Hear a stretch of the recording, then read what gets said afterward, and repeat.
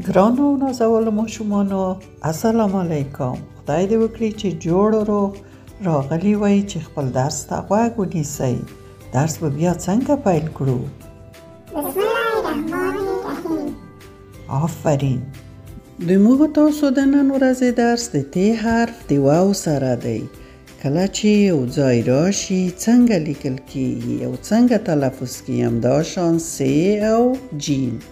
وګورئ ت راځي چې د واو سره یو ځای شي، بیا س راځي او جیم هم په منډه منډه راځي چې د واو سره یو ځای ولیکل شي. نو تاسو وایاست ت جمع واو څه کیږي؟ ت چې د واو سره یو ځای راشي توکی. آفرین. او کله چې یوه بله ت مخې ته ولیکل شي کیږي توت. توت. وګورئ څومره ښکلی توت دی، مزهدار توت. ت و واو تو. یو بله ت مخې ته راځي څه کیږي؟ توت کیږي. توت. ت و واو تو. د یوه بلې ت سره کیږي توت. توت. او اوس د تاسو نه پوښتنه کړم، کله چې س جمع واو شي یا د واو سره راشي څنګه تلفظ کیږي او څنګه لیکل کیږي؟ سو. سو کیږي. آفرین. او کله چې یوه ر مخې ته راشي سور کیږي. سور. س و واو سو.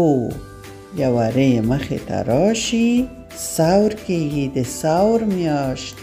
سور. موږ تاسو د سور میاشت لرو، حمل، سور، جوزا، دا د سور میاشت. سور. سور کیږي. او اوس بیا د تاسو نه پوښتنه کړم، کله چې جیم د واو سره راشي، جیم جمع واو څه کیږي؟ جو کیږي. جو. آفرین. شاباس. جو کیږي. یو سین چې ورسره راشي جوس ته جوړیږي. جوس. جیم واو جو.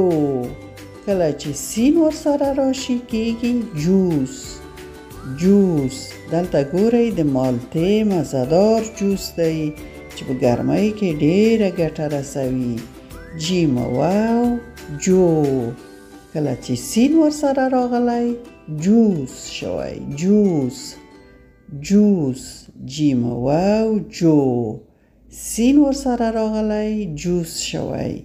ګرانو ماشومانو، تاسو د نن ورځې درس همدومره و. خدای دې وکړي چې ښه مو زده شوی وي. نور نو د تاسو وخت پوره شو. د خدای پامان.